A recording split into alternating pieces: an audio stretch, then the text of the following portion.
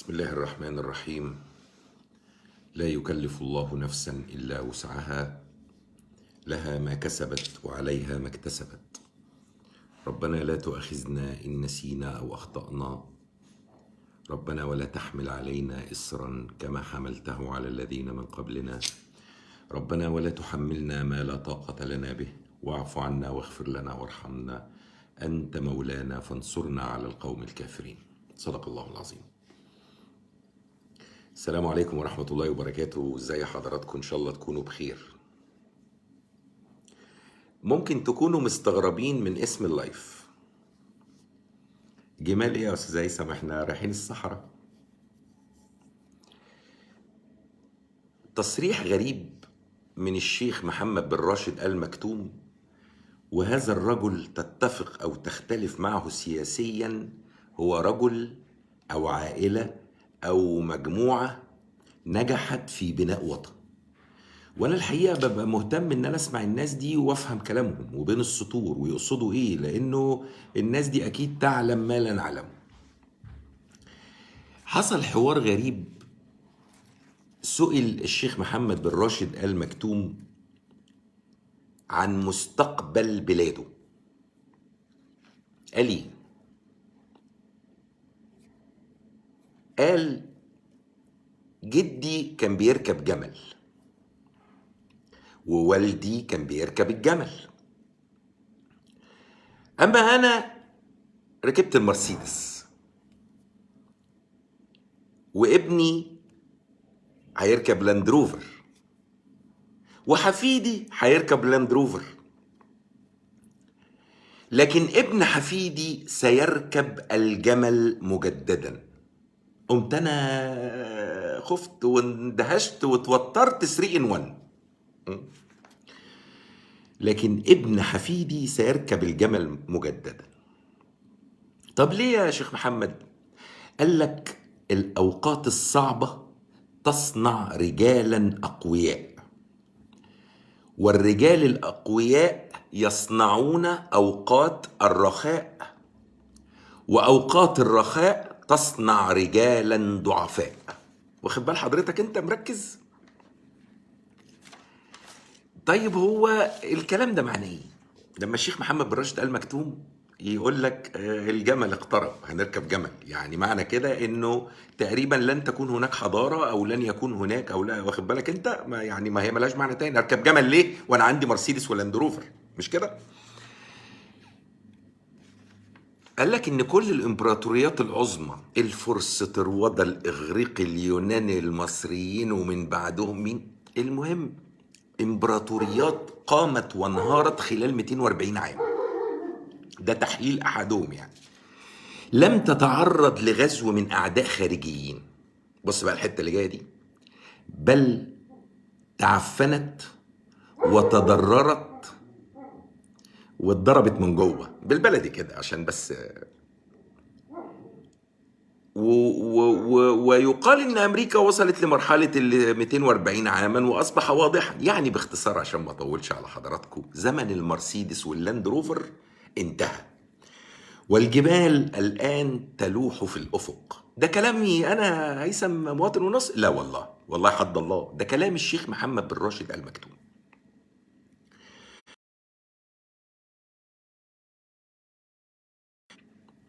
داهموا شواطئ نورماندي في الحرب العالميه الثانيه. دي بنت امريكيه على ما اعتقد طالعه بتفسر ده يعني.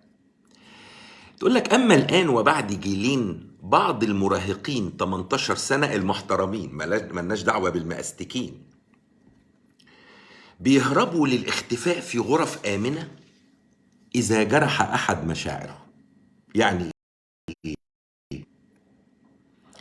يعني تقريبا كده اللي هي تقصد تقول إن الرجالة ماتوا في الحرب. م? قال لك المراهقين 18 سنة المحترمين، بص، يهربون للاختفاء في غرفة آمنة إذا جرح أحد مشاعرهم، يريدون أشياء مجانية من الحكومة لأنهم يظنون أنهم لا يستحقونها. الجمال تلوح في الأفق، والتاريخ يكرر نفسه بطريقة طريفة. الكلام ده بيقول إيه؟ بيقول: مساء الخير، اهلا وسهلا بحضراتكم من القاهره سيده عواصم العالم، قاعد ومدلدل رجلي وبتكلم معاكم. يعني احنا، طب يعني جمال على طول. طب ما مثلا مش هناخد مرحله الصاروخ الطياره، يبقى عندنا طيارات تاكسي كده وملاكي، ونروح من المهندسين لمدينه نصر بالهليكوبتر والكلام ده؟ مفيش. يعني احنا ما لحقناش حظنا من الامارات خدت الحظ كله وسابت لنا. يعني قبل ما نخش في مواضيعنا، انا الموضوع ده لفت نظري ليه بقى؟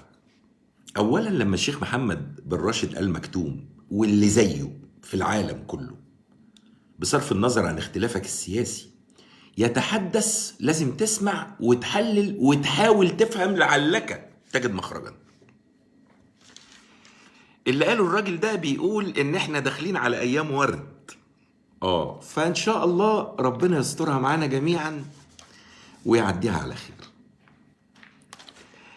قبل ما ابدا الكلام في مواضيعنا، انا جالي استغاثه من ناس في منطقه اسمها وادي الملاك او وادي الملاك. انا يعني الحقيقه مش الاسم مش عارف اشكله يعني. حاجه كده اسمها الجمعيه الزراعيه بالقصاصين القديمه. الراجل خبطني في وشي خبطه في الرساله قدام حضراتكم، يمكن حضراتكم شفتوها. قال لك في 20,000 فدان. بص بقى، الدولة عمالة تجري وتزرع وهنا وهناك، والحق يا مليجي، وعايزين رز وعايزين قمح وعايزين قال لك في 20,000 فدان غرقانين مية صرف. مية صرف. وده الحقيقة يديني انطباعات عديدة ما تعجبنيش كلها، ولا انطباع فيها يعجبني. مبدئيا انه يبقى عندك 20,000 فدان رقعة صالحة للزراعة في بلد زي مصر، الناس بتدور على الرز مش لاقياه، والأسعار عمالة تزيد، والهم بيزيد، والغم قرفنا، وتقول لي 20,000 فدان عايشين في مية الصرف؟ بالله عليكم، محافظ الإسماعيلية قاعد على مكتبه بيعمل ايه؟ بيعمل ازاله، بيطلع رخصه للكشك. قول لي يا فندم، لما يكون محافظ في محافظه زي الاسماعيليه، محافظه تعتبر خطيره برضو، مهمه للامن القومي المصري، ودايما بيرقصها او بيترأسها كمحافظ لواء قوات مسلحه. طيب سياده المحافظ، الا ترى ان 20,000 متر ارض قابله للزراعه غرقانه في ميه الصرف الصحي؟ ده عيب وما يصحش. حضرتك مش متفق معايا في كده؟ ولا حضرتك متفق معايا ان انت عندك رئيس عمال رايح جاي يزرع ومليون فدان وانت عندك ارض صالحة للزراعة غرقانة في مية الصرف؟ تدري ليه؟ لان ما عندكش معالجة للامر ده، سواء بقى محطة معالجة، سواء هتسحب الكلام ده، ما اعرفش. لكن اللي اعرفه 20,000 فدان، انا الرقم خضني. وبعدين حد يقول لي ما يمكن يا هيثم الكلام مش صادق. لا، انا ادعي ان الشخصيه اللي بعت لي الكلام ده شخص ذو حيثيه ومحترم، ولا اظن يعني، وان كان اذا كانوا مش 20,000، اذا كانوا 2000، ما اعتقدش ان في حد بيحترم نفسه ممكن يرد عليا ويقول لي دي، لان دي كده بقت قضيته هم 20 ولا 2000. لا، انا دي قضيتي لو 20 فدان مش 20,000. طيب والراجل ده مأذي ليه يا عم هيثم؟ ما هو جنبهم أرض برضه باظت، وهنا باظت، وهناك باظت. السؤال هو يعني ده معروف وما بيتمش التعامل عليه، تبقى مصيبة. مصيبة ايه؟ ده مصيبتين. مش معروف 9 مصايب. يا أستاذي الكريم، انت عمال تفتح مصانع ومصانعك مقفولة. يا أستاذي الكريم، أنت عايز تشغل ناس والبطالة عندك بسبب المصانع المقفولة والأماكن المقفولة، والناس هربت والشباب ما أنت مش ممكن أبدا يكون فكرنا إنه إيه؟ نحن البربري دعونا نبني وطنا جديدا. طب يا حلو، ماشي، ما أنا مع حضرتك. إنما بالنسبة للقديم إحنا هنكسر وراه قلة ولا إيه؟ يعني يا جماعة بنختلف مع الرئيس السيسي دائما، يعني انما يا جماعة هو في محافظ، ما انا بس باخدها معاكم واحدة واحدة. المحافظ لا اعرف اسمه ولا قريبي، ولا الرئيس السيسي قريبي. في محافظ يعني هقول لك ايه، مش هقول لك يقبل لانه قبل، يعني كون ان المحافظ عنده 20,000 فدان مضروبين صرف صحي وقابلين للزراعه وجنبهم اراضي زراعيه، هو قابل. طيب السؤال بقى، هل احنا نظن ان الراجل ده محافظ الاسماعيليه ده بلغ الرئيس السيسي والاجهزه انا عندي كده مش عارف، بس اللي اعرفه ان انا ما بنيش الدور الثالث والدورين الاولانيين مخوخين. يعني انا ما ينفعش داير بستورد وداير بفتح اراضي في الصحراء وازرع واعمل ابار وتحليه وده وكل ده، وانا عندي اراضي شغاله وحلوه وزي الفل وقريبه وفيها مشاكل زي دي ما تتعالجش. اقول لك بقى الخبر الحزين، إذا ما تدخلت الدولة من أجل إصلاح ال20,000 فدان دول بحاجة بسيطة، وده اللي مجنني. ايه هي الحاجه البسيطه؟ واحد يقول لك الله، ما يمكن عايزين يا هيثم استثمارات ومحطات طب وماله، مش عيب ولا حرام؟ هي مصر فقيره؟ هي مصر شويه؟ ده مصر بتصرف تريليونات. م? طيب، طيب ما فيش مثلا ممكن بير صرف؟ يقول لك بير الصرف ممكن يلوث الميه الجوفيه. طب حيث ان انا راجل مش فاهم وحضراتكم ناس فاهمين، كيف قبلتم ذلك؟ وتكلموني عن الرقعة الزراعية والمباني على أرض الزراعية طب ما هو ده اسمه، بتسموه عندكم إيه في البلد؟ 20,000 فدان، ده يفتحوا كام بيت دول؟ ده اللي زارع إيراد أرض عايش بيه هو وعياله. أنت بتكلمني في نص مليون إيراد أرض مهدر، هتحاسب مين وهتحبس مين؟ ما هو أنا ما بفهمش غير كده. يعني حضرتك موجود عشان تعمل كده، طب حضرتك ما نجحتش في كده تمشي؟ لا، انتهى زمن تمشي ده بقى، تمشي وتعالى. تعالى حسبك، سيادتك مهتم بايه؟ بالرصف واعمده الاناره وتدهن اسود وابيض ولا اسود واصفر؟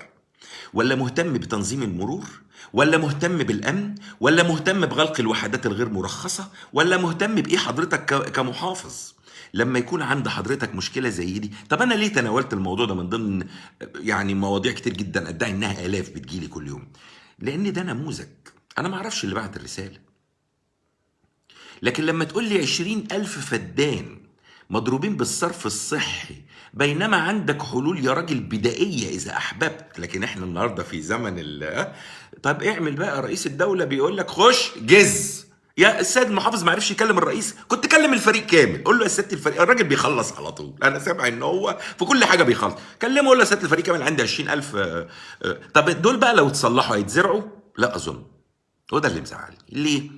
ما هو اتضربوا صرف بقى وفيروس سي والكلام اللي حضراتكم فاهمينه والبلاوي السوداء اللي بتجيلنا طيب مين اللي هيحاسب على ده؟ يعني الموضوع بمنتهى البساطة ايه يا جماعة؟ هو شوية صرف راحوا لدول. هو لو كان هناك عند مصدر الصرف وعمل محطة تحلية ب8 جنيه وربع، كان خد الصرف حلاه وزرع لنا بال20,000 فدان دول كانتالوب وبطيخ ومانجا وكل حاجة حلوة انتوا عايزينها.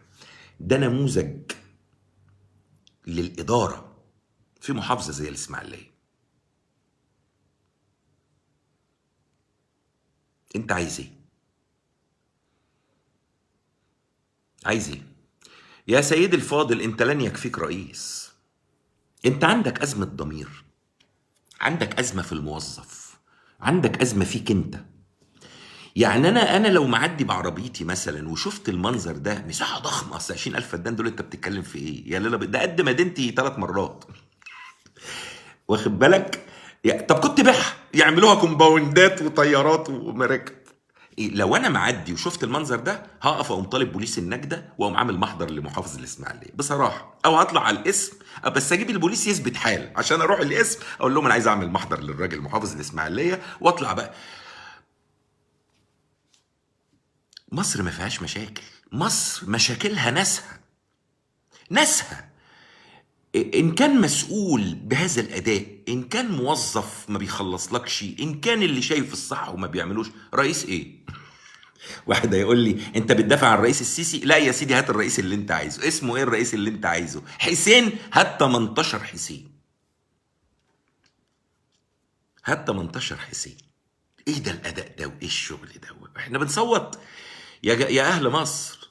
احنا عايشين بفضل الله عز وجل وكرمه علينا، وان هو يعني اسال الله ان هو ساترنا بارادته هو. هي مش شطاره. يعني احنا هنا مش بنتكلم بقى في ايه انه اعملوا ايه، نعملوا ايه ده. خلي بالك بقى المحافظ ده في الوقت اللي يبقى الرئيس بيتكلم على ايه، كل نقطة مية، خلي بالك بقى، بص ما هو هنا الايه الكونفليكت.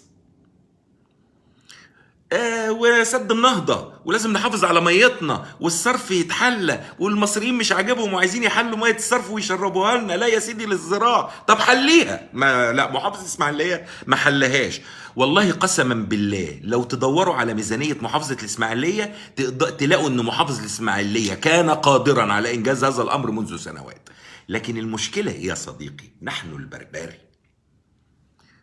عارف انت اللي ما صلحش السكه وراح قطر جديد، جاب قطر جديد، فانا اتخانقت قبل كده، اختلفت مع الفريق كامل الوزير، قلت له سيادتك جايب لي قطر جديد احمر واخضر واسود وتحت ماشي على الهواء، فين السكه؟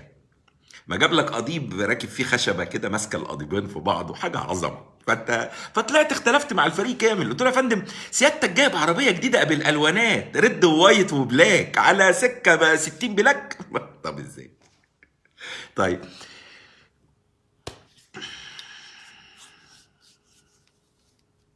هو ده الحال.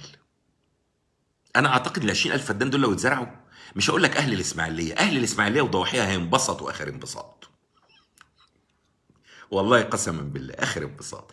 السيد اللواء محافظ الاسماعيليه، والله ما اعرف اسم حضرتك، استفيق يرحمك ويرحمنا الله، الا قد بلغت اللهم فشل.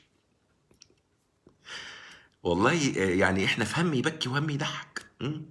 وناشد برضو اجهزه الرقابه الاداريه في الاسماعيليه، الامن الوطني في الاسماعيليه، كل اجهزه الدوله الكبار دي اللي شايفين، انتوا ساكتين عليه ليه؟ ما تسكتوش ده يا رجاله، دي رقعه يعني.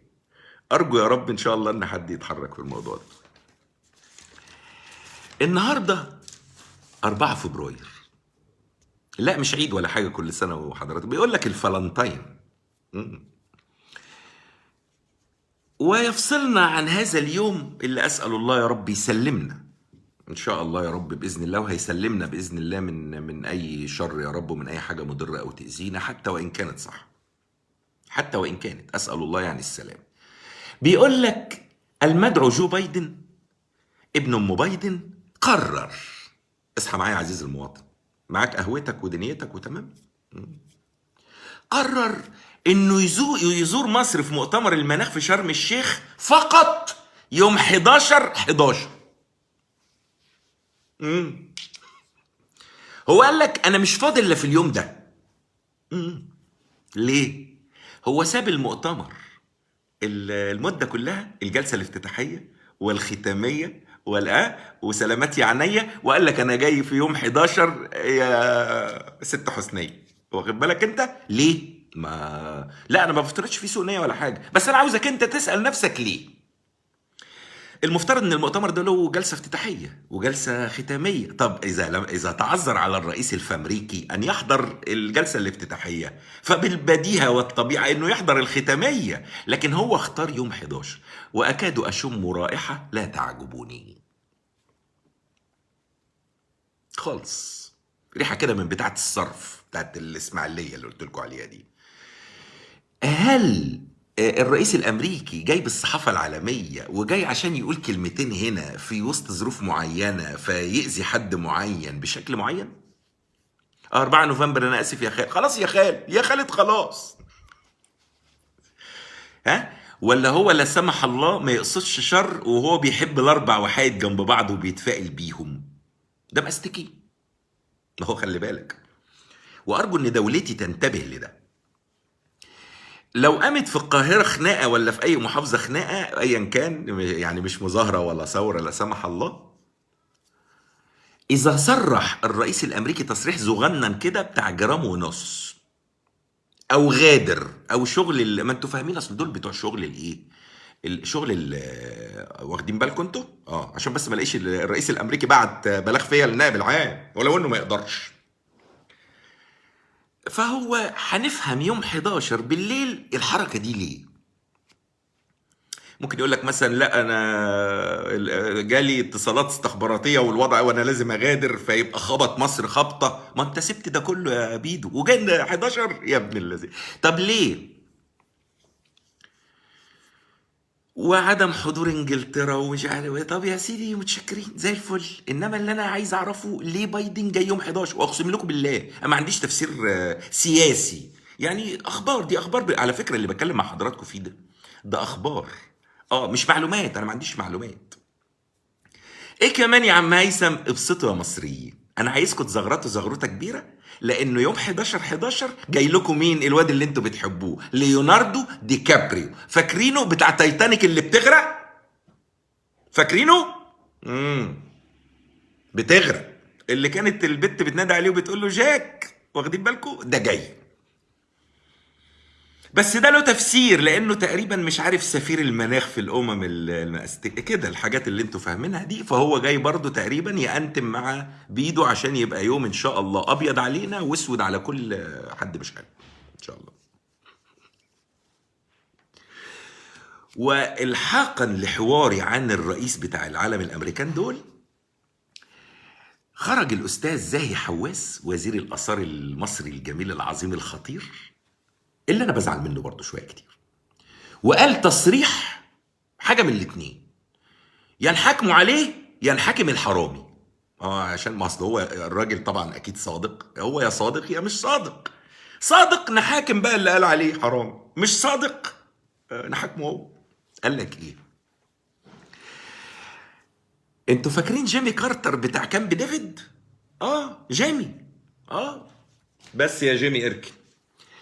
قال لك ان جيمي كارتر سرق اثار توت عنخ امون. هو انا في الاول طالبت بمحاكمته لو غير صادق، لا انا هطالب بمحاكمه الاستاذ اخويا الكبير الفاضل المحترم زاهي حواس، انه سكت على سرقه رئيس امريكا لاثار مصر، اثار توت عنخ امون. وانت كنت فين يا حاج زاهي؟ مش حضرتك كنت وزير الاثار ولا كان قبله؟ طب مش حضرتك كنت رئيس المجلس الاعلى للاثار ولا كان قبله؟ طب المسافه دي كانت غير كافيه لهذا التصريح انك تقدم بلاغ وندوله ونروح اليونسكو ونروح عند ومأمور اسم شبرا واسم واخد ونعمل بقى مشاكل والظباط بتاعتنا تشتغل؟ سكت ليه؟ اثار مصر سرقها رئيس امريكا؟ مش انا بقول لكم ده علم ماستيكا والصوص، ما تشوفوا صدقني. ده مين اللي قال؟ مش انا ماليش دعوه، انا ما بقولش حاجه، انا هم يقولوا وانا اعلق. زاهي حواس خرج بتصريح قال جيمي كارتر الرئيس الامريكي السابق سرق اثار توت عنخ امون. طيب السؤال، انت كنت مقيل يا حاج زاهي؟ طب بلاش، يمكن الحاج زاهي ما كانش موجود في الوقت ده، قد يكون، او قد يكون كان في مأمورية خارج البلاد ناحية بنها كده. طيب الاجهزه فين اللي شغاله معاه؟ الناس، المجلس الاعلى للاثار، الحاجات، المؤسسات كانت فين؟ ده سرق مين؟ اثار توت عنخ امون اللي العالم كله واقف عنده. وبناء عليه يعني انا اتصور انه الدوله المصريه لما يبقى عندها معلومه زي دي لازم تستخدمها سياسيا بشكل يعني انا رايي زي حواس يطلع على نقطه شرطه المريوطيه عند حضره الضابط حسين هناك عظمه، ويعمل محضر والنيابه تؤمر بضبط واحضار جيمي بالسلسله.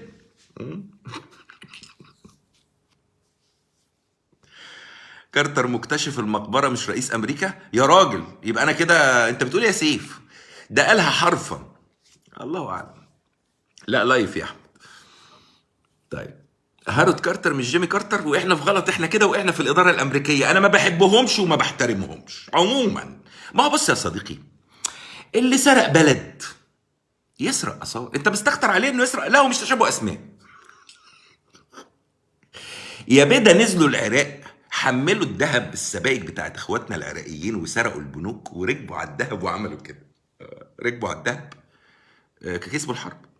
حرامي كسب السرقه يبقى كسب الحرب، فمش فارقه كتير، كلهم عند العرب كارتر.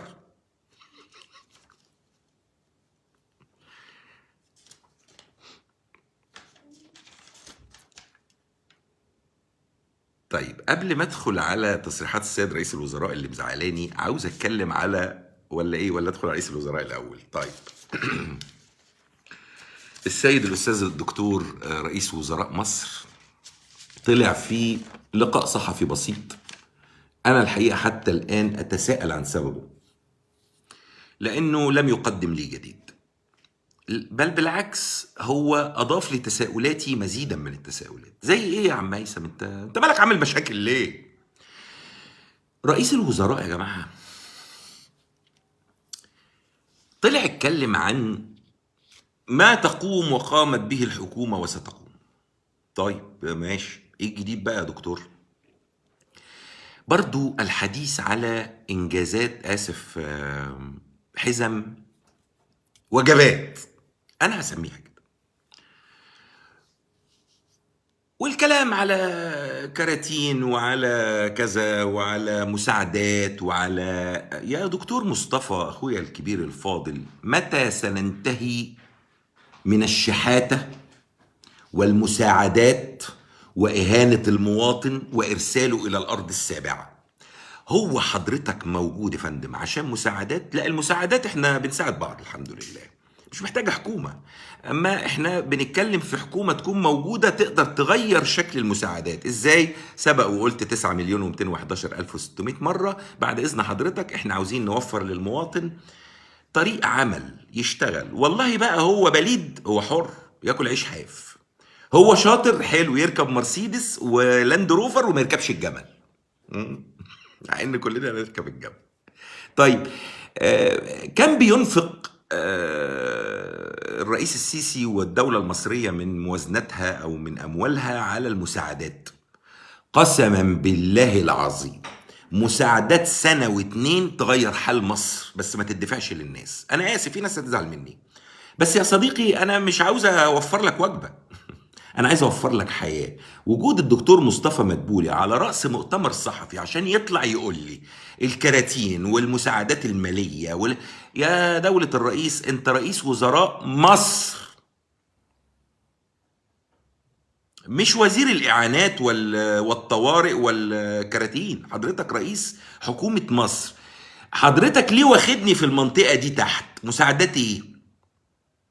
ايه المساعدات؟ طيب يا سيدي الكريم، هل تظن ان النوع ده من المساعدات اللي سيادتك بتعمله ده هو ده اللي هيحل مشاكل مصر؟ احنا بقالنا عشرات السنين بنساعد وبندعم الناس، لا وخد، والناس مش عاجبها. يعني حضرتك بتدعم الناس وبتديهم بأسعار مخفضة وبتديهم تموين وتديهم على البطاقة و300 جنيه كل ده والناس مش طايقة نفسها. طب حضرتك ليه مصر على الاستمرار في الغلط وكأنه الصح؟ لا صح ولا اللي بينفع ده يصح. اللي بيحصل ده ما يصحش. يا أستاذي الكريم الدكتور مصطفى مدبولي، أنا عايز أشوفك رئيس وزراء بعد إذن حضرتك. رئيس وزراء قد إيه؟ طالع لي حضرتك تكلمني عن كرتونة إيه ومساعدات إيه اللي حضرتك طالع تكلمني عليه؟ وإحنا داخلين على ناس بتدعو لثورة كمان أسبوع. هو ده الحل يا فندم الجهبذ الخطير اللي سيادتك بتقوله لي كمواطن؟ هو حضرتك مستقلني فبتكلمني إن أنا مواطن لا أفهم؟ وفرقت إيه حضرتك لما تعمل لي كراتين؟ ما الإخوان كانوا بيعملوا كراتين. عملت لنا ايه الكراتين ان كانت من عند حضرتك ولا من عند الاخوان؟ هو احنا بنروح هنا نيجي هنا نقعد على نفس الكرسي؟ ايه يا فندم كلمني، البلد دي رايحه فين وبتعمل ايه دلوقتي عشان انا قلقان على مستقبلي وحاضري. انت ما بتكلمنيش عن ده، انت يا بتكلمني عن انجازات يا مساعدات. ايه بقى وبعدين؟ هعمل انا ايه؟ ابني هيشتغل فين يا دكتور مصطفى؟ وبنتي هتشتغل فين؟ وهيتجوزوا ازاي؟ وولاد الناس هيعملوا ايه؟ ايه الكلام ده؟ كراتين ايه ومساعدات ايه وحزم ايه هو انتوا ليه مش عاوزين تعملوا حزم من وجهة نظر مواطن عايز يشتغل وعايز يحارب وعايز ينزل يروح يشوف قوته وقوت عياله ويدب، وانتوا مش عايزين ليه؟ ايه حكايتكم يعني؟ ايه الفكرة ان انتوا واخدين خط المساعدات بس؟ هل من اهدافك ان انا ابقى مواطن جائع منتظر مساعدتك؟ انت كده رئيس لحكومة مصر، اي ذكرى انت هتسيبها يا دكتور مصطفى في مصر؟ ايه الذكرى اللي انت ممكن تسيبها للمصريين يذكروك بيها؟ بالله عليك قول لي واحدة. يا جماعة لما حد يجي يكلمني في مساعدة مثلا اقول له بص انا مش راجل ماشي في جيبي فلوس بوزعها، عايز تشتغل اشغلك، عمل لي ناصح مع السلامة، يلا يا بيه مع السلامة. انت مش عايز تشتغل، انت تاخد من ده 20 ومن ده 50 ومن ده 5 ومن ده 100 ومقضيها كده. لا، عايزني اساعدك، تعالى هشغلك. هو ده اللي بطلبه من الدكتور مصطفى مدبولي. والاهم من كده لما يطلع تصريح زي ده امبارح او اول امبارح في مؤتمر صحفي، دوله الرئيس نفسه رئيس الوزراء ومعاه مجموعه وزاريه تقريبا، طب يا فندم، هو الحدث الجلل اللي سيادتك طالع له وسايب شؤون مصر للدرجه دي جلل؟ الاعلان عن كراتين ومساعدات واسعار وايه الكلام ده؟ ايه الكلام ده؟ هو احنا هنقضيها كراتين وعربيات بتوزع؟ ده ترجمة لفشل حكومة حضرتك فشلا ذريعا غير مسبوق في مصر. مؤتمر اقتصادي ما شفتش منه حاجة، النهارده بتكلمني وفاضل اسبوع وتهديدات ناس نازله تكسر لي بلدي، وحضرتك طالع تقول لي مساعدات وكراتين. ما كلمتنيش عن الشباب، ما كلمتنيش عن البطاله، ما كلمتنيش عن الامل، ما كلمتنيش عن الاحوال الاقتصاديه الحاليه والمستقبليه، وهتعمل ايه عشان تواجهها؟ هو ده رئيس الحكومه اللي انا اعرفه؟ احنا كل زمان بنسمع عن خطه خمسيه، انا ما شفتش من حياتك لا خمسيه ولا اوليه. انا حياتك بتديني اخبار افتتاح، لدرجه ان الرئيس مره طلع قال ايه، وانا اعترضت طبعا على الكلام ده. قال لك احنا مش عايزين نقول عدد المشروعات اللي عشان الاشرار. يا سياده الرئيس، الاشرار بيعدوا من جنبها ان لم يكن شغالين فيها. ايا كانوا هم الاشرار، مش عايز اعرف هم مين. البلد دي مش هتنصلح باللي انتوا بتعملوه، بلا كراتين، بلا مساعدات، بلا دعم. يا جماعه الخير، شيلوا الدعم عن اهل مصر وشغلوهم. ده طلب شخصي، ممكن المصريين يزعلوا مني، ازعلوا براحتكم. بقالكوا 50 سنة بتاخدوا دعم، عملتوا ايه؟ حالكوا بقى ايه؟ اتغير منين لفين؟ ولا حاجة. ورا، ارجع ورا، اقف في الطابور عشان تاخد الكرتونة وتاخد الازازة وتاخد كيس الرز. رايح فين؟ ده اخرك.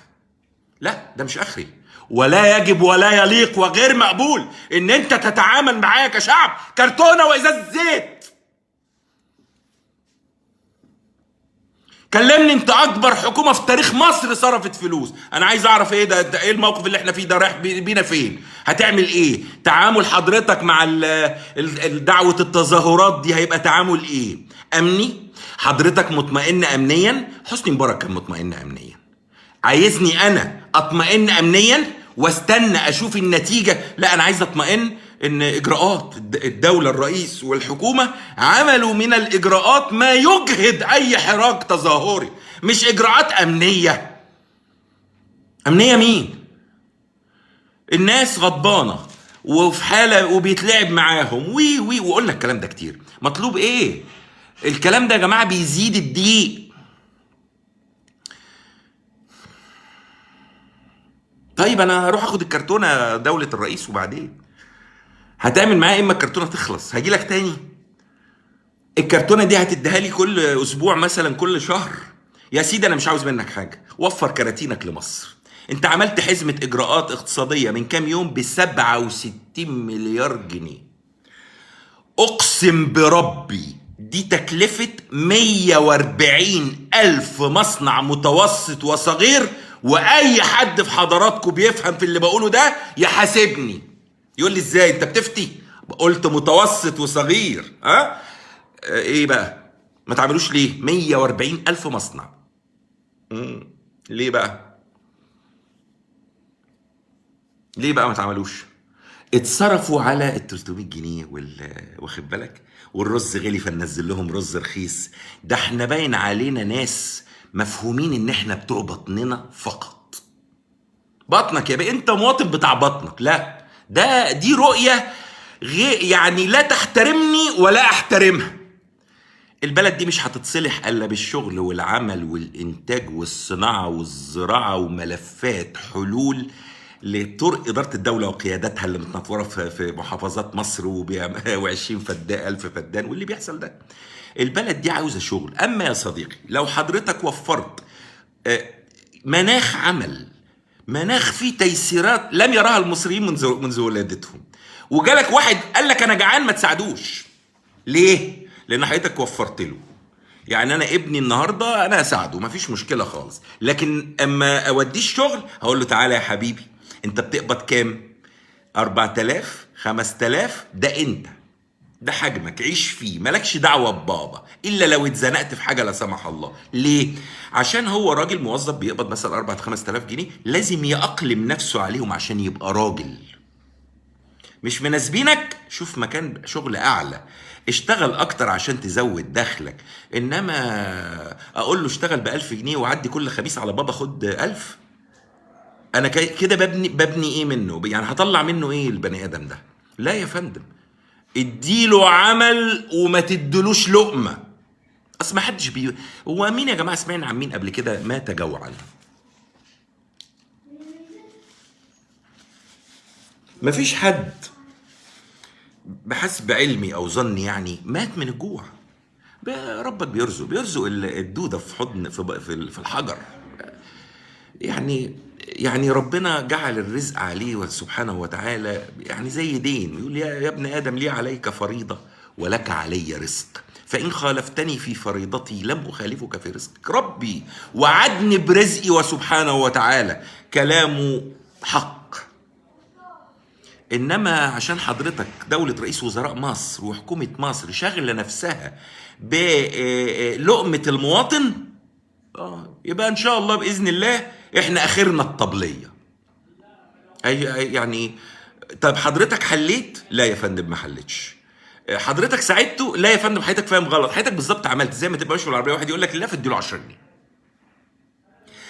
بعد 5 دقايق هتلف وترجع من نفس ايه والنبي بيه هو مش واخد باله منك ان انت اديته، فهو اديني ليه ويحكي لك نفس الحكايه. ليه؟ لانك ما حلتلوش، انت ما حلتلوش القضيه.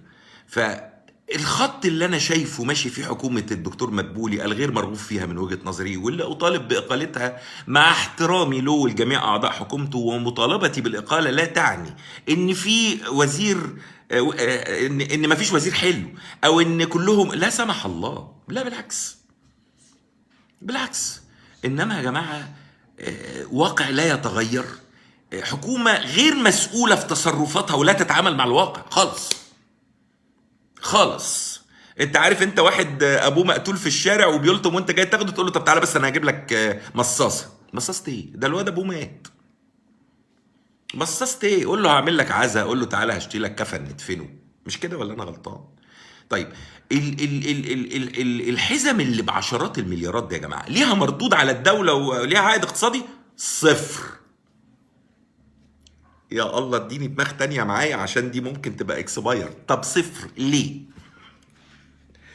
املا في رضاء المواطن. طب يا جماعه يا حكومه مصر، قسما بالله لو وزعتوا على كل مواطن بكره الصبح 5000 جنيه كاش ما اتحلت المشكله.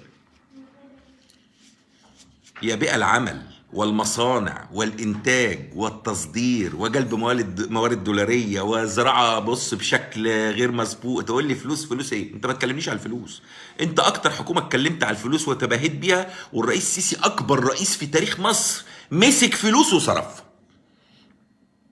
طيب ما تصرف معايا بقى شوية عشان برضو الشباب دول ويشتغلوا ويشوفوا حالهم، ونمتص الطاقة النيجاتيف السلبية اللي عندهم، ويبقى عندهم طاقة إيجابية وأمل. وإن شاء الله أنا باخد دلوقتي 7000 جنيه هعمل جمعية وأجر شقة وأتجوز، بقى في أمل. أمل. النهارده الشاب يقول لك يا بيه أنا رايح في أي مصيبة، وأنا ضايع. طب رايح في أي مصيبة يعمل إيه بقى؟ يوقفني بالعربية ياخد العربية مثلا، ولا هيثبتني ياخد اللي في جيبي، ولا؟ طيب وده كلام؟ ما هم مش كل الشباب وحشين، في شباب ولاد ناس، في شباب اهاليهم بيبكوا عليهم بعد ما علموهم. انا لما ابقى معلم ولادي واشوفهم قاعدين في حضني وانا صارف عليهم ارقام تعليم، القضيه مش قضيه شغل قد ما قضيه مجتمع الشباب بيعيش عمره كله فيه، في الاخر المجتمع لا يقبله، ما يحضنوش. عايز بره، ما اشوف اسافر، مش هم بيقولوا ما هو ده الواقع قدامه. فين؟ بعت لي شاب من كام يوم بتقول لي يا استاذ هيثم انت عايزني اخد 2000 جنيه اعمل بيهم ايه؟ يعني هو مقرر اليأس ان ادفانس مقدما كده، يقول لك لا انا يائس. عايز تقول حاجه؟ قول. لا انا يائس. انا كتبت بوست للرئيس السيسي قلت له يا فندم بعد اذن حضرتك احنا بيفصلنا عن هذه الدعوه ايام، ارجو ان انا اشوف من حضرتك ومن حكومه حضرتك في خلال ايام او افضل ساعات قرارات تهز اركان مصر ايجابيا لصالح المواطن. في واحد هيقول لي يا عم هيثم يعني انت فاكر بقى لما يعملوا كده الناس مش تنزل؟ اقسم بالله ما حد نازل. طب انت متاكد الناس هتنزل؟ معرفش، بس يا استاذي انا مش قلقان من 11/11، انا قلقان من الاداء الثوري اللي هي الدعوات المنتظمه والمستمره ليه الكلام ده بيحصل؟ ليه؟ عشان في زباين. انا عاوز احل مشاكل الزباين، عايز البلد دي تبقى على تراك عمل وشغل وتيسيرات غير مسبوقه. وانا مصر على غير مسبوقه ليه؟ انه الدوله تقول للشعب المصري احنا معاكم. خلي بالكم من النقطه، في دايما فكر كده عند الدوله يقول لك ايه، الله انت عايز القياده والحكومه تخضع للشعب؟ امال ايه؟ امال يا ده ايه بيه؟ ده الاعلان عن خضوعهم للشعب امر بديهي. الاعلان عن خضوعهم للشعب والتصريح بيه شفهة كده امر بديهي. احنا مكسوفين من بعض، ده احنا الشعب وانتوا بتديروا. طيب هل تنصح يا هيثم الدولة انها تنزل للمواطن شوية امال ايه؟ صاحب البيت. الله، هو مش الأسرة مكوناتها الزوج والزوجة والعيال، الأب والأم والعيال؟ العيال لو عملوا قفلة ومش عايز، ما لازم الأب والأم يستجيبوا ويعدوها وبعدين نتكلم مش هي كده يا جماعة؟ ولا أنا غلطان ولا إيه الحكاية؟ أما يا سادة، إذا كان كل كلامي غلط وكل تصرفاتكم صح، فمن فضلكم شاوروا لي على النتائج اللي تخليني أحترم هذه التصرفات والقرارات وأقبل بيها من جوايا، مش أقبل بيها إن أنا أنفذ عشان دي بلدي. لا لا لا لا، أنا مش عاوز كده. دولة الرئيس مدبولي مدعو هو أعضاء حكومته، من فضلكم لو سمحتم المسؤولية إنه لازم تصرف تقيل يحصل على أرض البلد دي لناس البلد دي. محدش يقول لي بقى يعني احنا هيثم في 4-5 ايام. يا باشا الناس دي المصريين لو شافوا انك رايح معاهم هيقعدوا لك ومعاك. ما قاعدين بقى لهم 8 سنين يا جماعة، المصريين عملوا ايه؟ طب انت قلقان يا هيثم يا جماعه؟ النهارده اي حد بيرمي على حد السلام بيقول له استنى ما 11/11. اي حد يا جماعه عايز يعمل شغل استنى 11/11. امبارح واول تروح تبعت تشتري خامات يقول لك ما فيش اسعار. ليه يا استاذ؟ يقول لك اصل 11/11 واصل الدولار فاحنا مش عارفين نعمل ايه. طب يا عم انت مش عندك بضاعه جوه المتر بجنيه؟ طب ما تديني بجنيه وباريس. قال لك لا ما اصل الدولار وبعدين يمكن 11/11 البلد تغرق فالجنيه ده هيبقى ب6. يا دي النيله السوداء، يا دي النيله السوداء على ربطه البلد واهلها. طب احنا هنعيشها كده؟ طالبت الرئيس افتح المباني، ادي فترة انتقالية للناس اللي كان فاضل له شقة فاضل لها سقف لابنه، كان صابب عمدان وحيطان وفاضل له الغطا عشان يستر ابنه، كان صابب قواعد اي معرفش، حتى لو كيس باي كيس. وقلت للرئيس يا سيادة الرئيس اذا نجحنا في ان احنا نعوم 40% ولا 60% من الناس اللي عايزة، نجحنا عملنا حركة وبتاع الحديد يشتغل. طلع بقى الناس دلوقتي تقول لك ايه؟ هو احنا معانا فلوس يا استاذ هيثم حتى لو فتح المباني؟ طب اروح فين انا بقى؟ اروح فين؟ عايزين اروح فين؟ العباسيه؟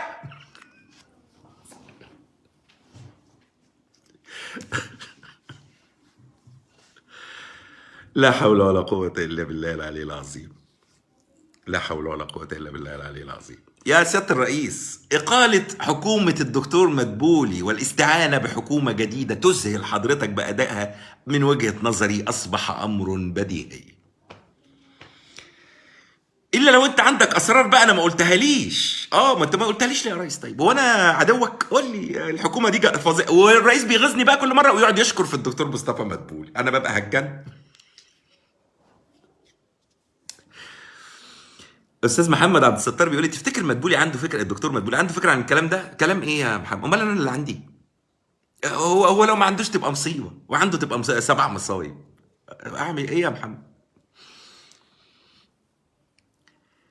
مفيش حاجة يقدر يعملها الدكتور مدبولي، ده موظف في الحكومة لا إله إلا الله. طب يبقى يمشي يا جماعة، يبقى يغادر. وشكرا يا فندم، أنا ما عنديش أقدر من كده أكتر من كده أقدمه. ولا الرئيس هيزعق له؟ الرئيس مش هيزعق له يعني، إنما كده ده أذى مش هيفيد البلد دي خالص.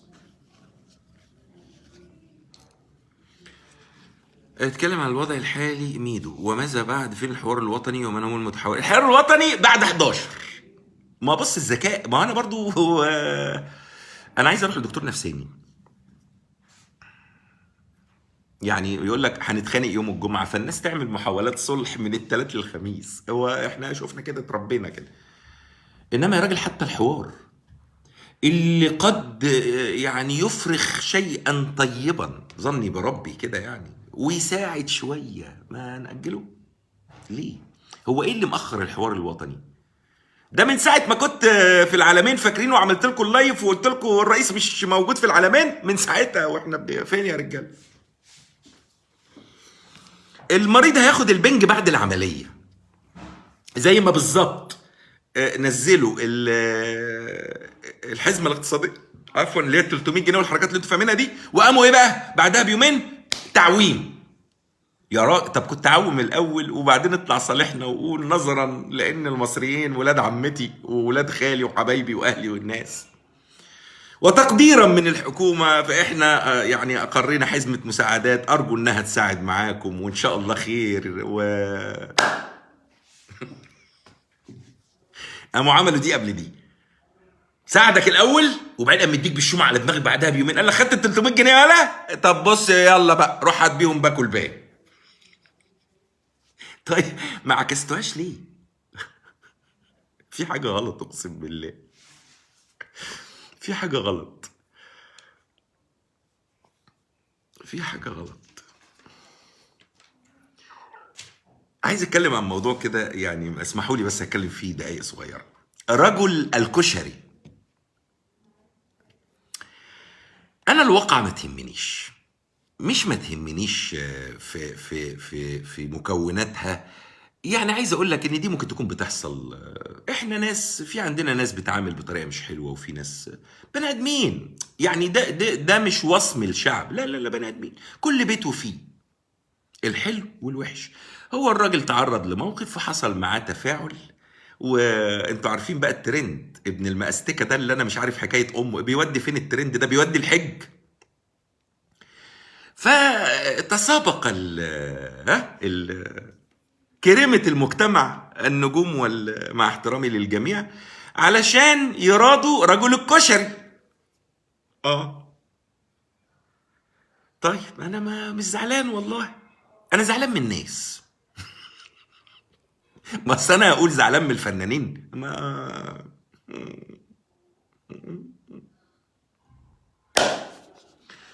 انا زعلان من الناس ليه بقى؟ الولد يا عيني شاب صغير على قده، يا جماعة الخير ربك لما بيأذن ما تتريقوش على افعال ربنا في الارض. الناس زعلانه يقول لك الواد شاف نفسه وماشي دلوقتي يتصور، ما يشوف نفسه يا اخوي، ربنا قسم له كده،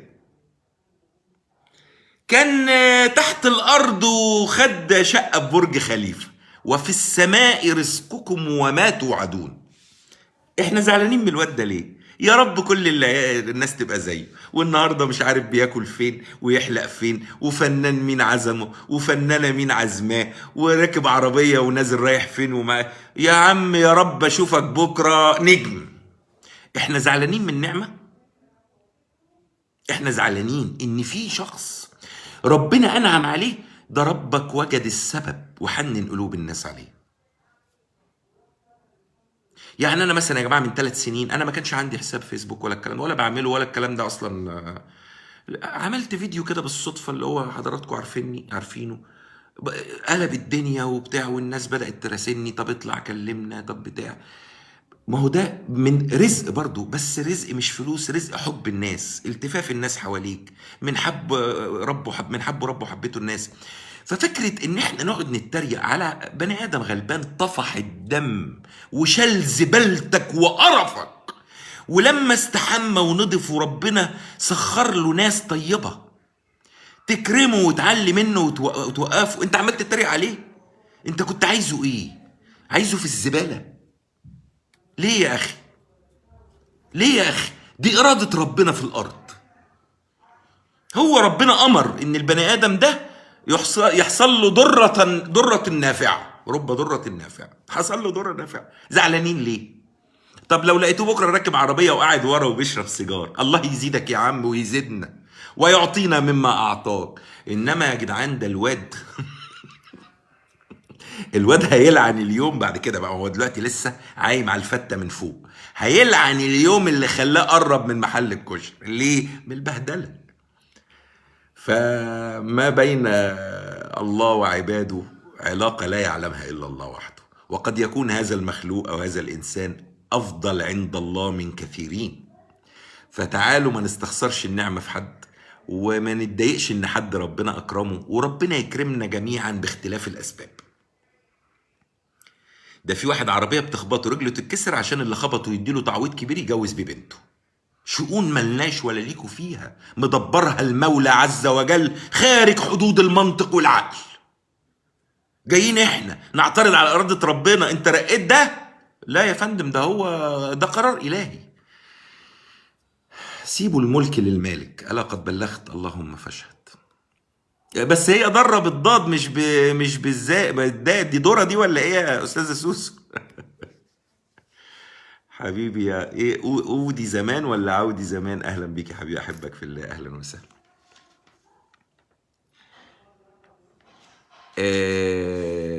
يعني ما اعتقدش ان في حاجة تانية انا مجهزها اتكلم فيها. لو حضراتكم تحبوا تسألوا في حاجة اجاوب، انا تحت امركم. بص علي بقى بيقول ايه، تعالى يا علي تعالى، ده انا هعلقك. بيقول لي ايه؟ لانه بيستغل ده اذا كان صادق. انت يا علي دخلت ضميره، انت دخلت نيته. ما انا بقول لك ده ممكن يكون عند الله احسن من كثيرين. ورب العزة سبحانه وتعالى يعني بنياتكم ترزقون، بس مالكش فيه بقى. انت هتتعجب؟ ما تتعجبش. عايزك قلت اللي كان في خاطري يا امير، وتقريبا لا يوجد سوى الطبيب النفسي. خدني معاك يا امير. بدل الدولة ما تزود الناس 300 جنيه في الشهر، يعني 10 جنيه في اليوم، يشوفوا حلول عشان مش كده، مش كده، يشوفوا حلول عشان مش كل يوم بقى نقعد نعيط الحق الزيت غلي ال ايه. احنا كل خلافاتنا ايه يا جماعه؟ خلي بال حضراتكم، الناس زعلانه ليه؟ من الزيادات الاسعار، الجنيه والبريزه والشلل. خلي بالك، بينما قسما بالله هو لو قادر هيمشي. ما هو راكب القطر مش هينط، هيمشي.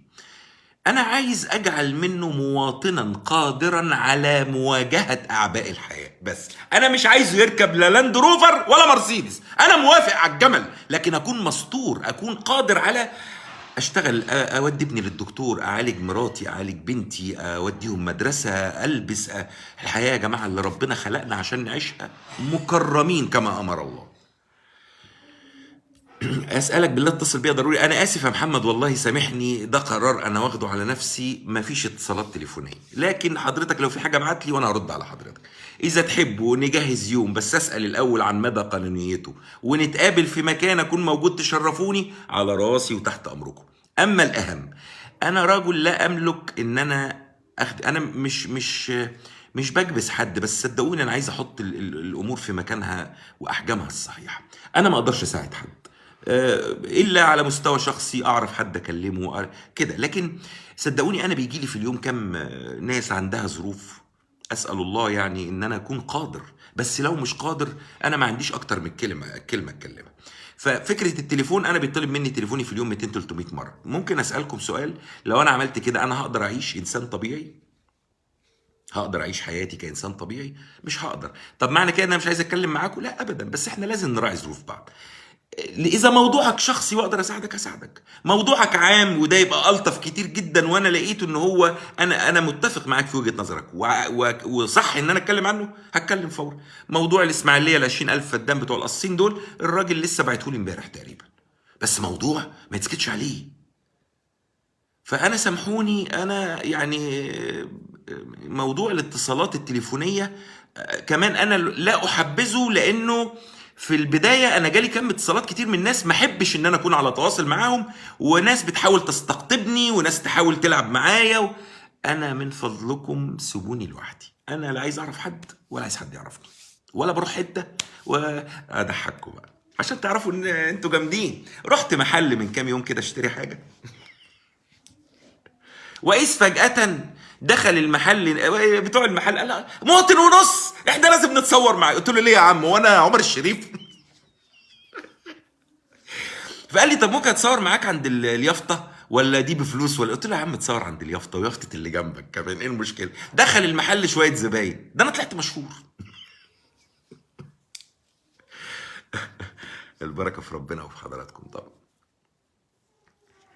بلد النيل مش لاقيه الرز ليه يا حسن؟ ابعت لك كيلو وربع رز يا حسن، انا محوش 2 كيلو ان شاء الله، بدات تتحل باذن الله. خالد فوده قال مصر صرفت 15 مليار عشان قمه المناخ، ليه يعملوا كام مدرسه مصنع مستشفى؟ هو قال كده؟ اللي هو خالد قال كده؟ استاذ عمرو صلاح الدين اهلا بحضرتك، قال كده؟ انت سمعته؟ انا ما سمعتوش. قال كده؟ طيب اسمعه ولنا لقاء ولا ايه؟ 15 كام مليار؟ يعني 15 ألف مليون، 9 أصفار.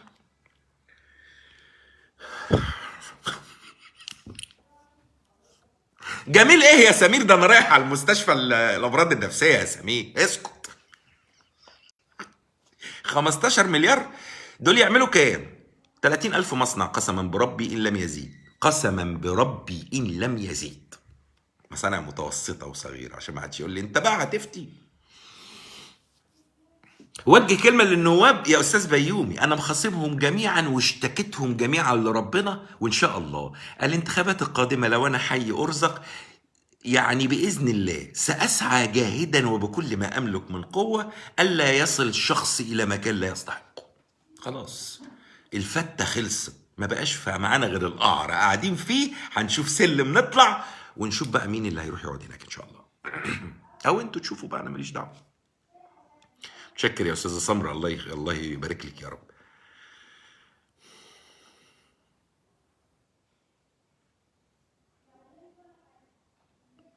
انسوا التفاصيل وركزوا على التعليم والصحة يا أستاذ محمد.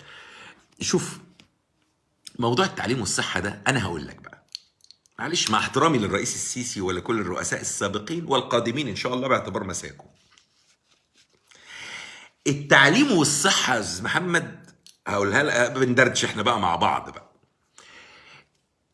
أي رئيس عشان يعملهم لك لازم تبقى أنت ناوي. يعني إيه ناوي؟ أصل دي أمور مش هتتشاف. المواطن دايما عايز إيه؟ عايز صلاح حال، خدمات، مؤسسات بتشتغل، يروح المرور مش عارف ايه، النظافة عايز حياة بجميع مكوناتها. التعليم والصحة بفلوسهم بدنيتهم ياخدوا الدولة في السكة دي، قد يصبح المواطن غير، أنا بحكي لك عن تركيبة بيفكروا فيها، فالشغل مش هيبان. انت واخد بالك؟ فانت تبقى مش راضي. انا في تصوري ان البدء في علاج التعليم بص انت ما فيش تعليم وصحه هيخلصوا في سنه ولا 2 ولا 3، لكن انا عايز الدوله توريك ان احنا على الباب وبصدد، مش على الباب، احنا دخلنا يعني في خطه ايه وبدانا اهو وهنعمل كده خلاص. اما انك تقوم موجه كل قدراتك وامكانياتك لتعليم وصحه دلوقتي،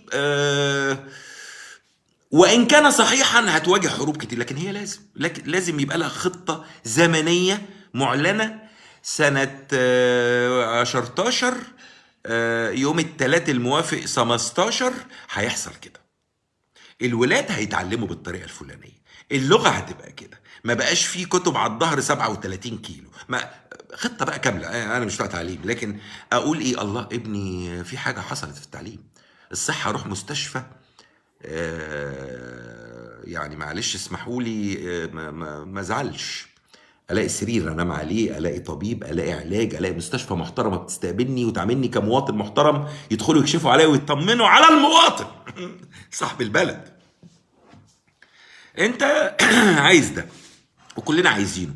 اي قياده سياسيه هتمسك مصر هتخاف من التصدي للملفين دول فقط، وهو لا يجوز التصدي لهم فقط، لكن لانهم مش ملفين عن فوق الارض والناس تعدي تشوف هوبا وبتاع، بتعتقد القيادات انه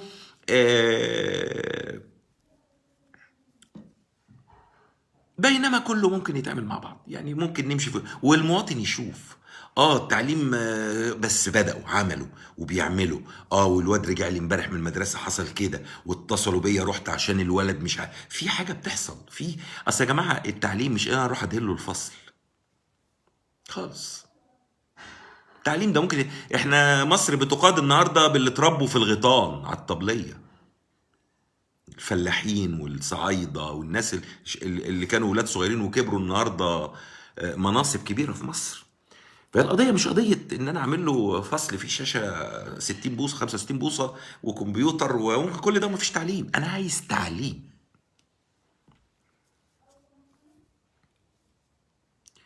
دودو بترمي بلاها عليا، بتقول لي شفت حضرتك بتتكلم قد ايه واحنا معاك، محدش من المسؤولين الموقرين اهتم يسمعنا. والله يا دودو لو كلامك صحيح ده انا اعتذر. لا طبعا ما نقدرش نقول كده، لا بيسمعونا، وانا عندي معلومات انهم بيسمعونا، وعندي امور كتير. وانا سبق طلعت قلت في لايف، قلت اكاد اجزم او اصدقكم القول انني احوز على احترام اجهزه بلادي. معنى كده ان الناس دي بتسمع. طيب اجهزه بلادي بقى، والله الناس دي صعبانين عليا اقسم بالله. اه ما هو هنا وهنا، هو واخد بالك. فهم يعني انا وصيتكم عليهم وسأظل. انا ممكن اختلف مع الرئيس السيسي كل يوم 18 مرة، لكن لما اجي اختلف مع اجهزتي هخليهم 12 مش 18. ليه؟ لانه الرئيس جاء ليغادر. الاجهزة ما بتغادرش. الاجهزة دي هم عيالنا، ولادنا واخواتنا واهالينا وعمامنا واخوالنا واولاد اختنا والواد فلان اللي كان زميلي في المدرسه، وابن عم ابراهيم المحل بتاع اللي على الناصيه، وابن طنط، وابن الناظر، واخد بالك. دي الاجهزه بتاعتنا. افتراض الوحش فيهم ضربه في الصميم في الظهر مش مطلوبه. استقوى باجهزتك واعرف انك مش لوحدك، وما تظنش انه مصر هي الرئيس السيسي بس، مع احترامي ليه. لا، ما تمشيش. مصر دولة ليها جسم، حافظ على هذا الجسم بس. لما بشوف اللي بيحصل في الإمارات، أنا بحب دولة الإمارات دي جدا على فكرة، وبسافرها من يمكن من سنة 2000 أو حاجة تقريبا أو 2001. سافرتها كتير جدا يعني، بحبها، بحب البلد دي. على قد ما بفرح على قد ما بزعل. بفرح لهم كإخوة وبزعل على بلدي. ليه بزعل على بلدي؟ لأنه دولة الإمارات الشقيقة الحبيبة، أنا بحب أقول عليها إمارات زايد، عمرها أصغر مني. يعني أنا أكبر سنا من دولة الإمارات، وسمعت ورأيت ودرست وذاكرت وكل حاجة حلوة أن لوطني تاريخا وحضارة لا توجد في وطن آخر. هتقول الصين واليونان وأنا واحد. أنا عارفين الراجل موتى بتاع وان، أنا نمبر وان. أنا مين؟ مصر. فمصر اللي احنا تعبناها بآلاف السنين الحضارة، ما وصلتش لشيء من اللي وصلت له دولة زي الإمارات النهاردة في 50 سنة أو أكتر. طيب ده ما يستوقفنيش، مش كمواطن بقى، كدولة بقى وقيادة سياسية وأجهزة. طب واحد هيقول لي الله يا عم، طب ما الرئيس السيسي عمال بيعمل ومش عاجبكوا. يا سيدي تعالى بس، ما انت جاي تزيط. حكومة الإمارات عملت من أجل المواطن، وانا ادلل لك على كده بمليون حاجة ومش محتاج، بس انا اقول لك لو عندك دليل على عكس ما اقول تفضل، وانا هفحمك برصة. المواطن نفسه الاماراتي راضي عن حكومته. انا مش مهتم برأي حضرتك كمصري عن حكومة الامارات، انا مهتم برأي المواطن المصري في حكومته ورأي المواطن الاماراتي في حكومته. انا ومعايا اماراتي دلوقتي بتكلم عن مصر هستكوا. طيب ألم يستوقفنا الناس دي راحت فين واحنا رحنا فين؟ ما وقفناش. طيب وقفنا، طب قررنا ايه؟ بالصلاة على صلوا على سيدنا النبي. قررنا ايه؟ كرتونة وزيت وسكر ومساعدات مالية 300 جنيه. ابقوا قابلوني، ولا تظنوا يا حضرات السادة من فضلكم ان انا ضدكم. انا معاكم بس مش طايق تصرفاتكم. انا انا مع البلد دي وكل من يعمل فيها وان اختلفت معاه. بس من فضلكم احنا بنتخانق في احوالنا، بنتخانق على بلد، ما بعتبرهاش خناقه، بعتبره اختلاف رحمه. من فضلكم لو سمحتم، النداء رقم كام ده احنا عايزين آلة حاسبة. اصنعوا لنا وطنا تفخرون ونفخر بالعيش فيه، او ارحلوا غير مأسوف عليكم. ألا قد بلغت؟ اللهم فشل. اقسم بالله احنا عايزين تدخل من المولى عز وجل، اللي هو ما بين الكاف والنون كده.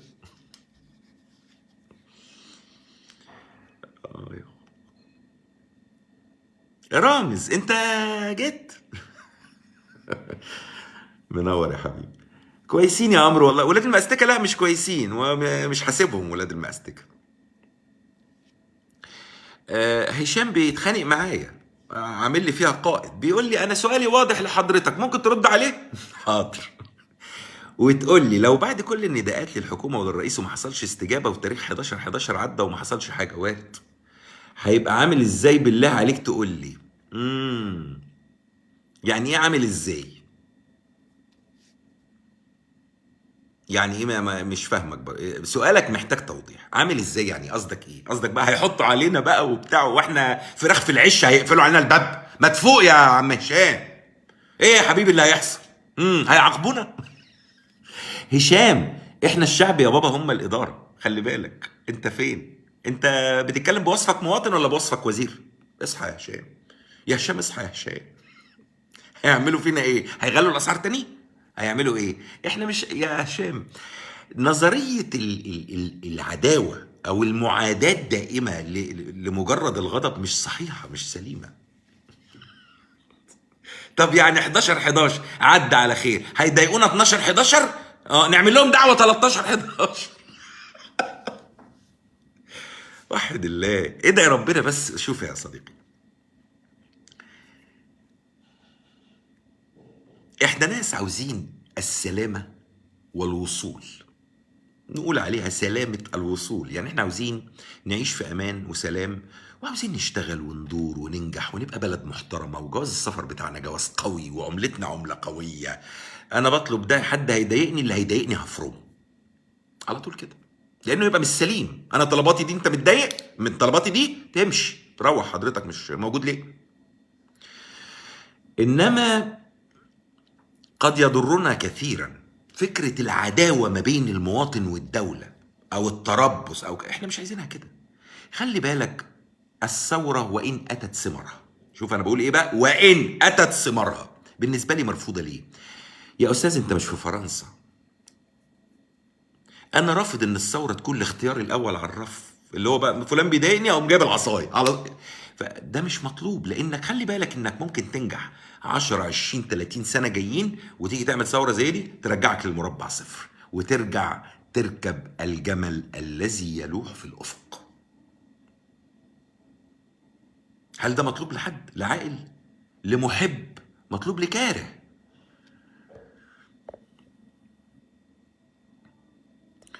الهنا والنور. وليه حضرتك ما يطلبش استفتاء على ان الشعب كله راضي عنه ولا لا، او يقول اطلعوا دعموني زي ما قال في 30/6 بدون ما حد الهنا والنور. بص انا هرد عليكي في الجزئيه دي بجزئيتين. النقطه الاولى، اذا عمل كده مبدئيا كده، 3/4 اللي على اللايف هيقول لك ايه يا عم الاستفتاء متزور. انت واخد بالك؟ الحاجه الثانيه ايه؟ حته ان انا يعني اطالب حد بمغادره مكانه عين يعني أنا دايما اقول ايه؟ اقاله الحكومه. انا ما اقدرش اقول اقاله الرئيس، لانه الرئيس ما حدش عينه. يعني الحكومه الرئيس عينها، الرئيس ما حدش عينه، منتخب، حضرتك منتخبه. علي الصمت الى اخر يوم في صندوق الانتخابات، واروح بقى بعلو الصوت اقول اللي انا عايزه. فمش من المنطق انه يا جماعه كل الاحتمالات ليست خاطئه، بس احنا واحنا بنفكر بنحاول ناخد الاحتمال اللي يخلينا اذا في انتقال في سلطة او تغييرات تمشي كده بالراحة وهادية، ونسلم ونستلم، وتبقى دي حياتنا. اما خبط من هنا يترد عليه بخبط من هنا، وشوية ناس مخبطة مأستكة ولاد مأستكة يخشوا في النص، والجو ده يعني أتصور إن السلامة هتبقى صعبة. فأنا عاوز الآلية اللي تضمن لحضرتك السلامة وأولادك ولو بعد عمر. أي تغيير مطلوب للمصريين، أنا فرد، أنا رأيي لا يودي ولا يجيب. الناس تطلع تقول رأيها، عايزين الرئيس فلان، عايزين الرئيس يبقى علان زيدان، ماليش فيه. لكن اللي ليا فيه ألا تتصرف الناس دي تصرف أهوج يستوفي حقوقهم بالتكسير. هتقول لي هم نازلين يكسروا، أقول لك تاني، هم مش نازلين يكسروا. عزيزي السائر المحترم، أنا مش خايف منك، أنا خايف عليك. خايف من اللي نازل يستخدمك ويعورك عشان الدم يطلع في الكاميرات، والرئيس الامريكي هنا والرئيس التاني هنا، واخد بالك انت، صحافة العالم كلها هتكون في مصر قبل يوم 11. عارف ليه؟ جايين يصوروا الفضايح. قال لك في فضيحة يمكن احتمال تكون في مصر يوم 11، الحق يا مليجي طير على هناك على مصر، عايز ياكل عيش. ما هو ده بتاع اعلام، ده لقمته المصيبة بتاعتك. يا سلام، يحطك كده على الشاشة عاجل احمر. انا مش عاوز ده، انما اهداف شريفه للبلد دي واهلها، يا سلام انا معاك. التنحي هو الحل. شيخ يعني انت عايزني اقول للرئيس السيسي تنحى ولا عايز نعمل ايه؟ طب قول لي. موزس جاد، ثانك يو.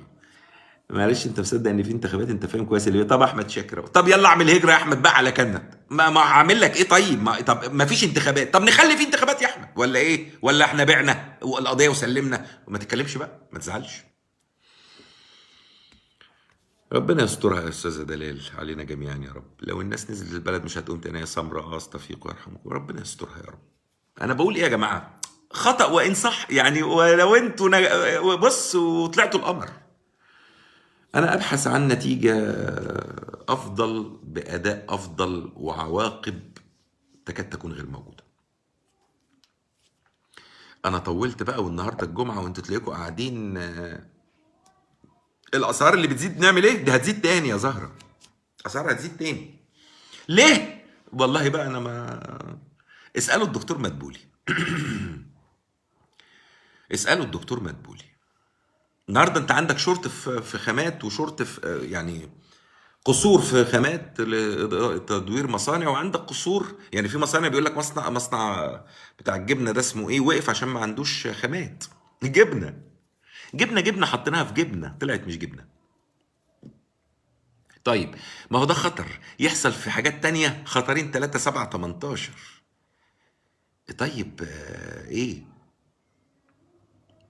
يا جماعه؟ ده هيؤدي لايه؟ زياده الطلب وقله العرض. علمنا استاذنا الدكتور الجليل رحمه الله عليه، الدكتور عبد المنعم راضي عميد كليه التجاره، انه زياده الطلب والعرض قليل، زياده اسعار على طول. ملهاش دعوه لا بروسيا ولا باوكرانيا ولا بفنلندا ولا بالصين لما تدخل تايوان ونرجع نركب الجمال. اللي ما شافش البث ده من اوله، بعد اذن حضراتكم شوفوا الدقائق الاولى. مهمه جدا الحكايه اللي حكاها الشيخ محمد بن راشد آل مكتوم. انا بشكر حضراتكم شكرا جزيلا على وقتكم.